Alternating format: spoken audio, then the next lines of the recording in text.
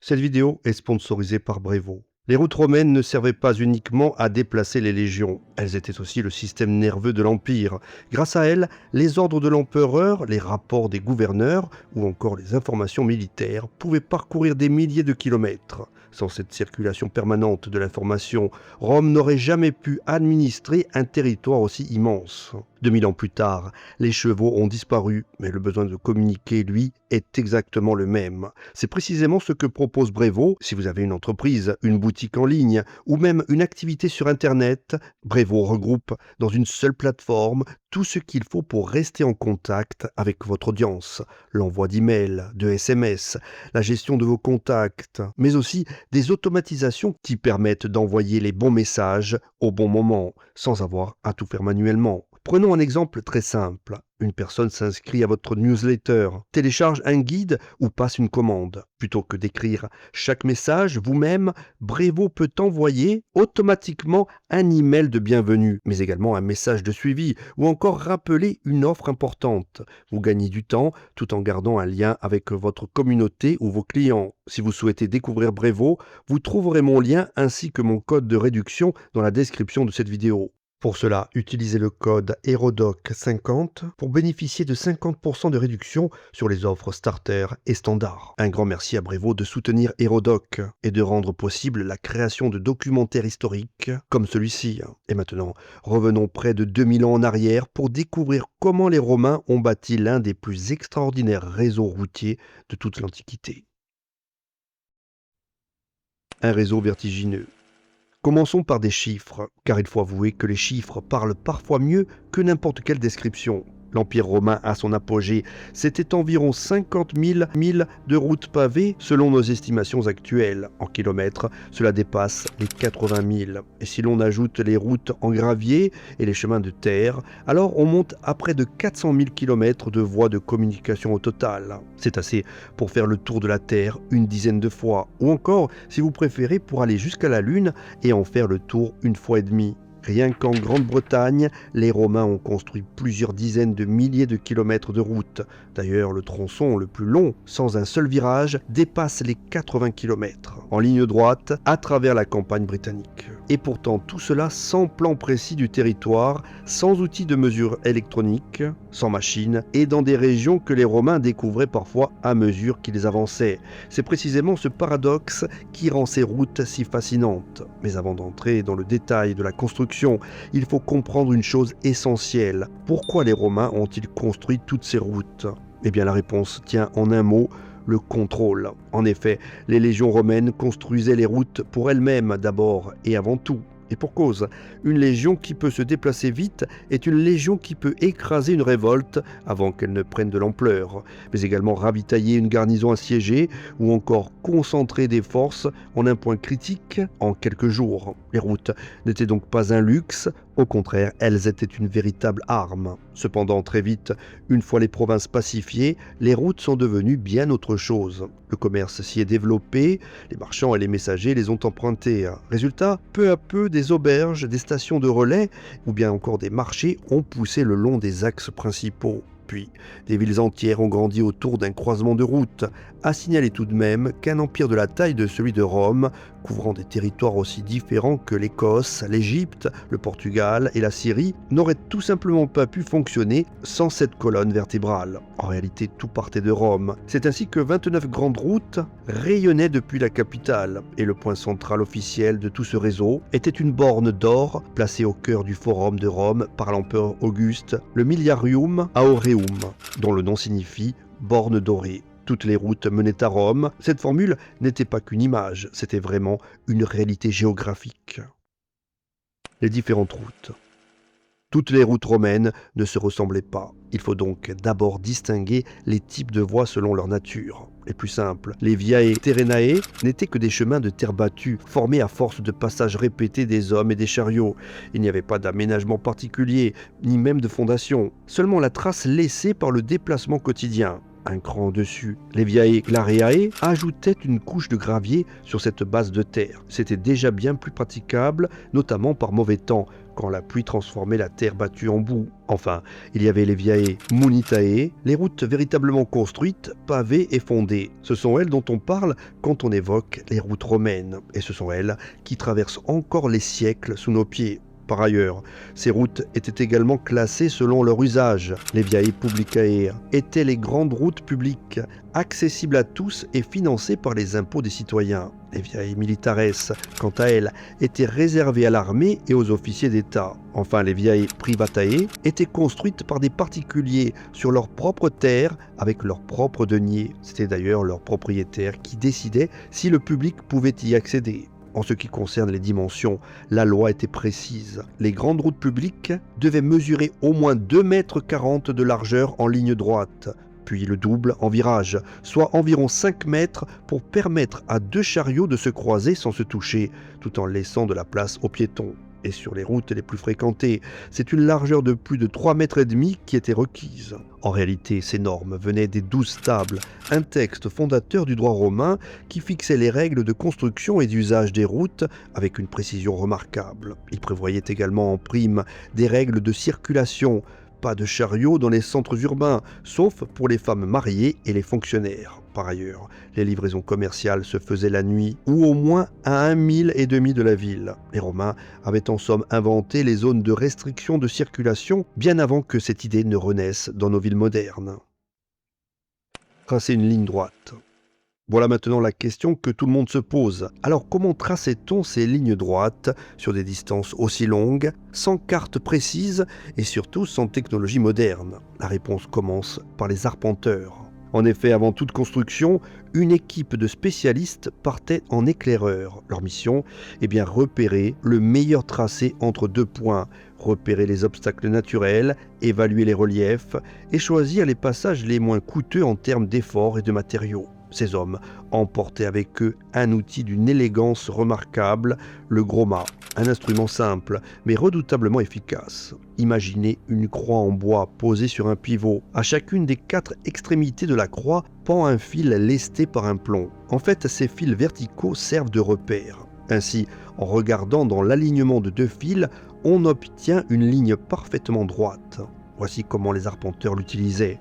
D'abord, on utilise le gros mât sur une hauteur bien visible. Ensuite, on vise un repère déjà placé en arrière. Puis, on règle l'instrument. Enfin, on regarde vers l'avant et on place un nouveau repère dans le prolongement exact de la ligne. On avance ainsi de point en point, de colline en colline, en balisant un axe parfaitement rectiligne sur des dizaines, parfois des centaines de kilomètres. Par ailleurs, en cas de changement de direction, l'instrument permettait aussi de mesurer l'angle exact du virage. Ensuite, tout était consigné sur un document central décrivant le tracé complet de la route, segment par segment. À noter que les Romains n'esquivaient pas les obstacles. C'est là un point qui surprend souvent. Quand une montagne se dressait sur le trajet, en général, ils ne la contournaient pas. Au contraire, ils passaient dessus en construisant la route en montée directe, sans lacets. Les légionnaires et les mules devaient s'accommoder de la pente. Point. Ce n'est que plus tard, au fur et à mesure que l'Empire s'est développé et que les préoccupations commerciales ont pris le dessus, que les ingénieurs ont commencé à préférer des tracés légèrement plus longs, mais surtout moins raides, plus favorables pour les bêtes de somme qui tiraient les chargements. Enfin, quand le terrain l'imposait vraiment, les Romains n'hésitaient pas non plus à percer des tunnels. Le plus long à avoir été creusé à cette époque s'étendait sur environ 1 km sous une colline de Campanie et mesurait 5 mètres de hauteur et de largeur. Et il était encore en état de fonctionnement au début du XXe siècle, soit presque 2000 ans après sa construction. Une route éternelle. Une fois le tracé défini et balisé, la construction pouvait commencer. Et c'était une entreprise d'une ampleur considérable. La première étape consistait à labourer le sol sur toute la largeur prévue, et ce pour ameublir la terre. Ensuite venait le creusement à proprement parler. Ainsi, des légionnaires et des esclaves excavaient une tranchée sur une profondeur variable selon la nature du terrain. En sol ordinaire, la profondeur oscillait entre 1 et 2 mètres. En revanche, sur un terrain marécageux, il fallait creuser plus profond et prévoir une fondation plus épaisse, tout simplement pour que la route ne s'enfonce pas. La tranchée ainsi creusée était ensuite tassée et nivelée. C'est alors sur ce plancher compact que commençait la construction proprement dite, couche par couche. La première couche était faite de grosses pierres enchâssées, aussi serrées que possible dans la terre, et ce pour former une base solide. Puis, sur ces pierres venait une deuxième couche de pierres, plus petite, parfois du béton concassé ou bien encore des éclats de roche. Tout était tassé et aplani. Enfin, une troisième couche de sable pouvait être ajoutée pour affiner la surface. Le revêtement final variait selon les régions et les matériaux disponibles. Au minimum, du gravier bien tassé. En revanche, près des grandes villes, on posait des pavés, souvent en silex, en lave ou en calcaire, assemblés avec un mortier de chaux. Ces pavés étaient taillés avec une face inférieure striée pour mieux adhérer à la couche du dessous. Tout le profil de la route était pensé pour évacuer l'eau. Ainsi, le centre était légèrement plus haut que les bords, comme le dos d'une tortue. L'eau de pluie ruisselait naturellement vers les côtés. Par ailleurs, de chaque côté de la chaussée, des fossés de drainage recueillaient cette eau et l'emmenaient loin de la route. Des trottoirs longeaient les routes principales, particulièrement utiles sur les viae militares, où les civils n'avaient pas le droit d'emprunter la chaussée elle-même et devaient se contenter de ses chemins latéraux. Enfin, les arbres et les buissons à proximité immédiate de la route étaient systématiquement coupés. Deux raisons à cela. D'abord, empêcher les bandits de se cacher dans la végétation pour attaquer les voyageurs, mais aussi protéger la route des racines qui auraient pu la fissurer. Le résultat de tout ce soin était une surface d'une qualité remarquable. Les chariots y roulaient avec une fluidité qui ne se retrouvait nulle part ailleurs dans le monde de l'époque. Et surtout, chose importante, ces routes duraient dans le temps, pas des années, mais des siècles. D'ailleurs, certaines portions que nous foulons encore aujourd'hui témoignent d'une qualité d'exécution que nos routes modernes, souvent refaites tous les 10 ans, n'atteignent pas toujours. Bornes, ponts et mesures. Construire la route n'était que la première étape. Il fallait ensuite la rendre utilisable, ce qui signifiait mesurer et signaler. Les Romains ont ainsi inventé le mille, le mot vient du latin mille passus, soit 1000 pas, car un mille équivalait à 1000 pas d'un soldat adulte, environ 1500 mètres. Et à chaque mille, la loi imposait de planter une borne en pierre pesant environ 2 tonnes et dépassant du sol d'un peu plus de 2 mètres. Sur cette même pierre était gravé le nom des villes reliées par la route, mais également la distance restant jusqu'à chacune, ainsi que parfois le nom de celui qui avait fait construire ou bien réparer la route. Ces bornes sont précieuses pour les archéologues. En effet, elles nous donnent des informations concrètes, à savoir quand une route a été construite, qui en a eu l'initiative, ou encore combien de fois elle a été réparée. Et bien sûr, certaines sont encore debout aujourd'hui. Mais au fait, comment mesurait-on avec précision la distance d'un mille ? Eh bien, plusieurs méthodes étaient possibles. L'une d'elles était l'odomètre, un instrument à roue qui mesurait la distance parcourue par un chariot. Le principe, eh bien une roue tourne, elle entraîne une série d'engrenages et à chaque mille parcouru, un mécanisme fait tomber un caillou dans un récipient. On compte les cailloux et on connaît ainsi la distance. Toutefois, si cet instrument a vraiment été fabriqué et utilisé systématiquement, les historiens en débattent encore. En revanche, l'idée décrite précisément dans des textes antiques était en tout cas parfaitement réalisable. D'ailleurs, en 1981, un ingénieur a réussi à en construire un exemplaire fonctionnel en suivant à la lettre les descriptions antiques. À noter qu'il y avait également des ponts, car bien évidemment les routes ne s'arrêtaient pas aux rivières, et il fallait bien l'avouer, les Romains étaient des bâtisseurs de ponts exceptionnels. Ainsi, une étude italienne des années 1990 a répertorié plus de 900 ponts romains encore identifiables dans 26 pays, et certains sont encore en usage.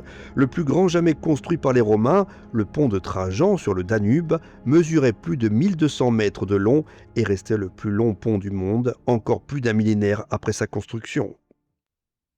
Voyager sur les routes.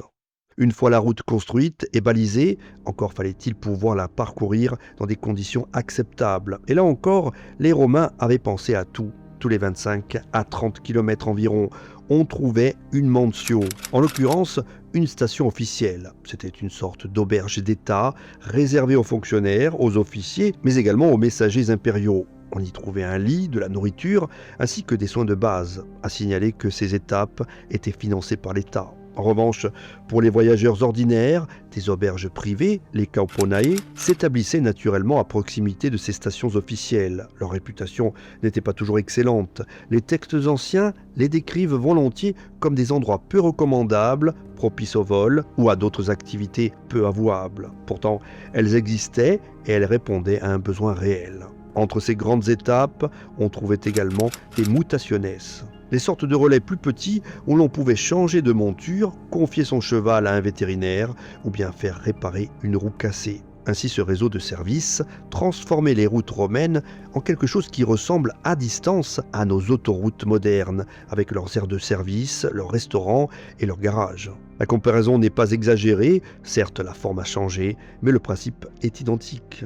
Par ailleurs, pour les communications officielles, l'Empire avait même mis en place un service postal structuré, le Cursus Publicus, fondé par Auguste. Des relais de chevaux frais étaient placés à intervalles réguliers, permettant à un document officiel de voyager à une vitesse remarquable. Les chercheurs estiment que le courrier impérial parcourait entre 60 et 100 km par jour en temps normal, et quand l'urgence l'imposait, le rythme pouvait s'emballer. Ainsi, l'empereur Tibère, apprenant que son frère était mourant, parcourut plus de 300 km en 24 heures le long des routes romaines. D'ailleurs, en 193 après Jésus-Christ, une lettre arriva à Alexandrie en Égypte depuis Rome, soit environ 4000 km en 63 jours. Là encore, ce n'est pas si différent de nos services postaux des siècles plus récents. Les routes qui s'orientent. Dans la Rome antique, voyager supposait de savoir où on allait. Or, les cartes étaient rares, chères et pas forcément accessibles au commun des mortels. Alors comment le voyageur romain parvenait-il à s'orienter? La solution s'appelait l'itinerarium. Ce n'était pas une carte au sens visuel du terme. En réalité, c'était davantage une sorte de liste, à savoir des noms de villes et villages traversés sur un itinéraire donné avec la distance approximative entre chaque point. On cherchait la bonne liste pour son trajet, puis on suivait les indications. C'est en fait l'ancêtre direct de nos itinéraires routiers. C'est ainsi qu'en 44 avant Jésus-Christ, Jules César lança la commande du premier grand répertoire routier de tout l'Empire. 3 géographes grecs furent en effet chargés de parcourir et mesurer l'ensemble du réseau. Cette enquête titanesque, César lui-même ne vit pas son achèvement. Mais le résultat gravé sur pierre et placé près du Panthéon de Rome constituait une ressource sans équivalent, en fait une description complète du réseau routier de l'Empire à laquelle les voyageurs et les copistes pouvaient accéder pour planifier leurs déplacements. Aujourd'hui, nous avons conservé quelques exemples de ces documents de voyage. La table de Pöttinger, par exemple, est une copie médiévale d'un itinéraire romain couvrant l'ensemble de l'Empire. Elle n'est pas à l'échelle et ne ressemble pas vraiment à une carte moderne, mais elle montre tout de même les routes, les villes et les distances. On peut dire que c'est un document extraordinaire car c'est l'une des seules représentations graphiques du réseau routier romain qui soit parvenu jusqu'à nous. L'héritage de ces routes. Les routes romaines ont perduré bien au-delà de l'Empire qui les avait construites. En effet, quand Rome a fini par s'effondrer au 5e siècle, ses conquérants n'ont pas décidé de raser les routes du jour au lendemain. Au contraire, ils ne se sont pas gênés pour les utiliser. Les envahisseurs qui ont mis fin à l'Empire occidental ont emprunté les mêmes axes que les légions romaines avaient construits pour circuler dans l'autre sens. C'est l'une des ironies de cette histoire. En fait, les routes qui avaient permis à Rome de bâtir son empire ont aussi facilité sa chute en offrant à ses adversaires un réseau de communication moderne et efficace. Pourtant, les routes ont survécu à tout ça. Ainsi, dans toute l'Europe, des routes actuelles suivent encore aujourd'hui le tracé des voies romaines. En Grande-Bretagne, par exemple, la Watling Street, qui reliait les ports du Kent au pays de Galles à l'époque romaine, existe encore. D'ailleurs, des tronçons portent encore ce nom. D'autres tronçons ont également reçu des numéros de route, A2 ou A5, sans que les conducteurs qui les empruntent au quotidien réalisent qu'ils roulent sur des fondations vieilles de 2000 ans. De la même manière en France, en Espagne, en Italie, en Allemagne ou bien encore au Proche-Orient, des fouilles archéologiques révèlent régulièrement des sections de ces routes, avec leurs pavés encore en place, leurs bornes debout et leurs fossés toujours visibles. Mieux encore, certains ponts romains portent encore du trafic, non pas des passerelles pour piétons, mais de vraies routes. Des ponts en Espagne, sur des rivières en Italie, en Turquie et au Moyen-Orient fonctionnent encore comme infrastructures actives 2 millénaires après leur construction. Enfin, certaines des techniques inventées par les ingénieurs romains, comme par exemple le profil bombé pour l'évacuation des eaux, les couches successives de fondation ou bien encore les fossés de drainage latéraux, ont été reprises et adaptées dans les manuels de génie civil européens jusqu'à l'époque moderne. Voilà une dernière anecdote avant de se quitter. Saviez-vous qu'en France, la célèbre Via Domitia, construite à partir de 118 avant Jésus-Christ, est la plus ancienne route romaine de Gaule? Elle reliait l'Italie à la péninsule ibérique. Plus de 2000 ans plus tard, son tracé est encore utilisé par plusieurs routes modernes et à Narbonne, on peut même voir un tronçon authentique de cette chaussée romaine en plein centre-ville. Autrement dit, chaque jour, des milliers de personnes passent à quelques mètres d'une route empruntée autrefois par les légions, les marchands et les hauts fonctionnaires de Rome. Alors la prochaine fois que vous empruntez une vieille route de campagne, renseignez-vous car il est fort possible que quelques dizaines de centimètres sous vos pieds, des pierres posées par des légionnaires romains, soient encore là, exactement là où on les avait mises il y a 2000 ans. Si ce documentaire vous a appris quelque chose, pensez à vous abonner, à liker et à booster la vidéo. À très bientôt.